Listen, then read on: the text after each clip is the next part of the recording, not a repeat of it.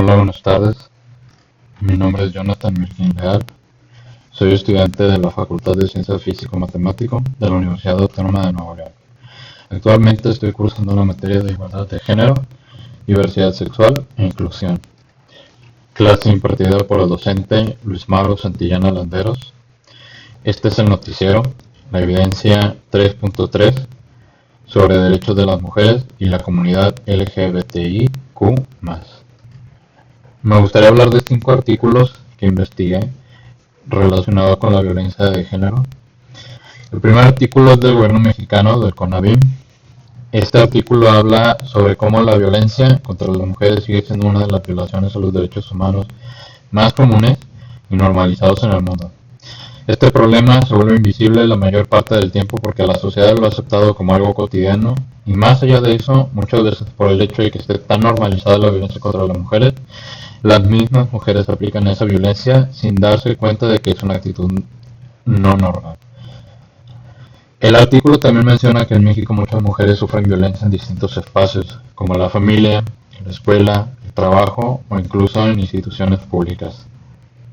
Además señala que el feminicidio es la forma más extrema de esta violencia. Finalmente, el texto destaca que no basta con crear leyes, sino que también es necesario cambiar la cultura y la forma de pensar de la sociedad para lograr mayor respeto, igualdad y seguridad para las mujeres. En el segundo artículo de Amnesty International, habla sobre cómo los derechos de las mujeres forman parte de los derechos humanos, como, a pesar de los avances que ha habido en los últimos años, muchas mujeres y niñas todavía viven en situaciones de violencia, discriminación y desigualdad en distintas partes del mundo. También menciona problemas que siguen afectando a millones de mujeres como la violencia de género, el acoso sexual, la desigualdad salarial y la discriminación en el trabajo. Además señala que en muchos lugares las mujeres aún tienen dificultades para decidir sobre su propio cuerpo, acceder a servicios de salud adecuados o participar de manera justa en la política y en la sociedad. El artículo resalta la importancia de los movimientos feministas y de campañas como MeToo. En México tenemos un movimiento 8M, ya que han ayudado a hacer visible la violencia que muchas mujeres viven y han impulsado cambios sociales y legales. Asimismo, explica que organizaciones como Amnistía Internacional trabajan investigando casos, realizando campañas y presionando a los gobiernos para proteger los derechos de las mujeres. Por último, el artículo explica que la desigualdad no afecta igual a todas las mujeres, ya que factores como la raza, la orientación sexual, la identidad de género o la situación económica pueden hacer que algunas enfrenten más obstáculos que las otras.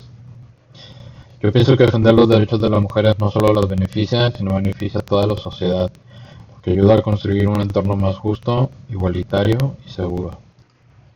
El siguiente texto, redactado por la UNAM, habla sobre cómo la violencia contra las mujeres y niñas sigue siendo un problema muy grave y una violación a sus derechos humanos.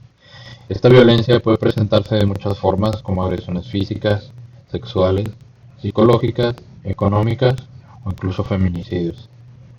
En México, más del 66% de las mujeres mayores de 15 años han vivido algún tipo de violencia en lugares como la escuela, el trabajo, la familia, la comunidad o dentro de sus relaciones de pareja. En el caso de Nuevo León, la situación llegó a ser tan preocupante que en 2016 se emitió una alerta de violencia de género. La Comisión Estatal de Derechos Humanos de Nuevo León documentó varios casos en los que las autoridades estatales y municipales, especialmente policías y personal relacionado con la justicia, cometieron violaciones a los derechos humanos de las mujeres. Entre los casos más comunes se encuentran detenciones injustificadas, uso excesivo de la fuerza, tortura, violencia sexual y falla en las investigaciones. Muchas de las víctimas eran personas en situaciones vulnerables como menores de edad, migrantes, reclusas, madres que recién habían dado a luz y mujeres de la diversidad sexual. El informe también menciona situaciones muy preocupantes como casos de violencia sexual dentro de escuelas o contra mujeres detenidas, además de amenazas y comentarios sexistas por parte de funcionarios públicos. La CEDHNL considera alarmante que algunas instituciones que deberían proteger a las personas terminan ejerciendo violencia y dejando a las víctimas sin justicia y protección. Finalmente, el documento pide al Estado mexicano reforzar el acceso a la justicia para las mujeres, aplicar correctamente las leyes de protección y combatir el estereotipo de género y mejorar las políticas públicas para prevenir y sancionar adecuadamente la violencia contra la mujer. El artículo 4 de la ONU explica que la violencia de género contra mujeres y niñas sigue siendo uno de los problemas más grandes y más comunes en todo el mundo.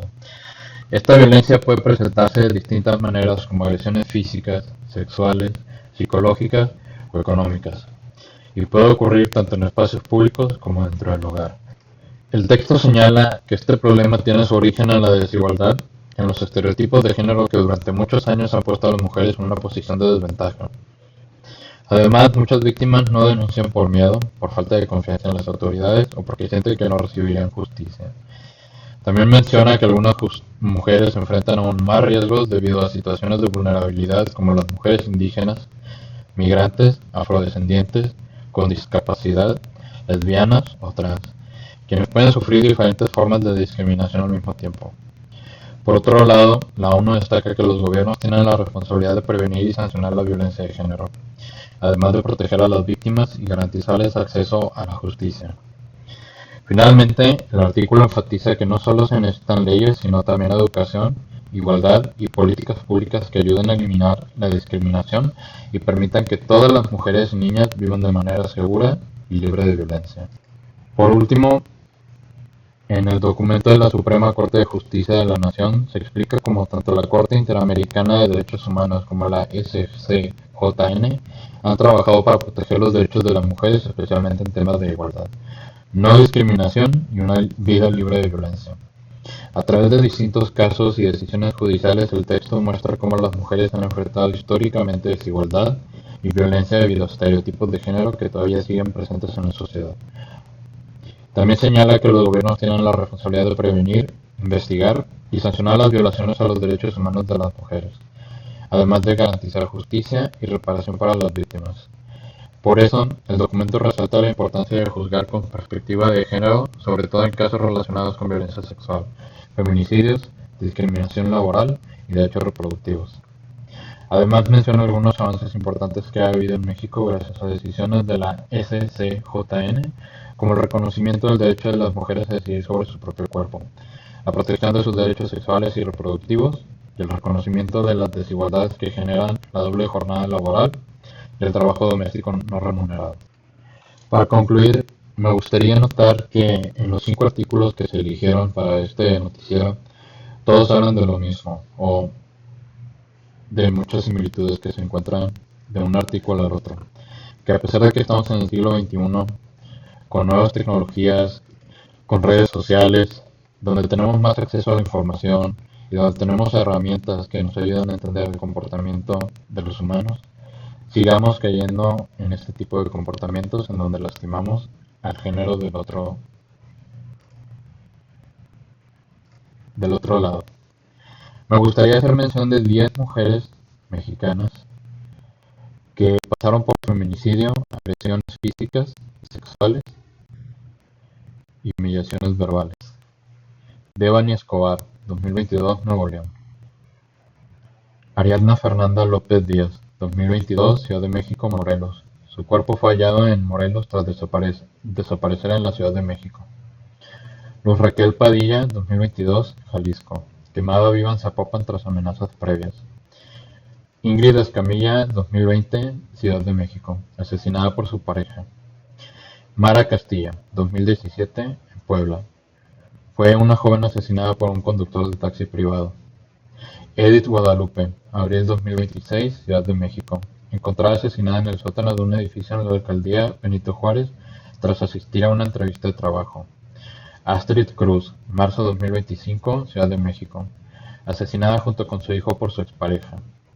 Valeria, Carol y Kimberly Márquez, en 2026. Son 3 mujeres también que se marcan como parte de la lista de feminicidios que marcaron el inicio del 2026. Por último, me gustaría decir que estas 10 mujeres que se acaban de mencionar son 10 mujeres de una cifra que no conocemos, que se ha invisibilizado por organizaciones y que han causado han causado indignación por la falta de investigación y la falta de repercusión a los violadores.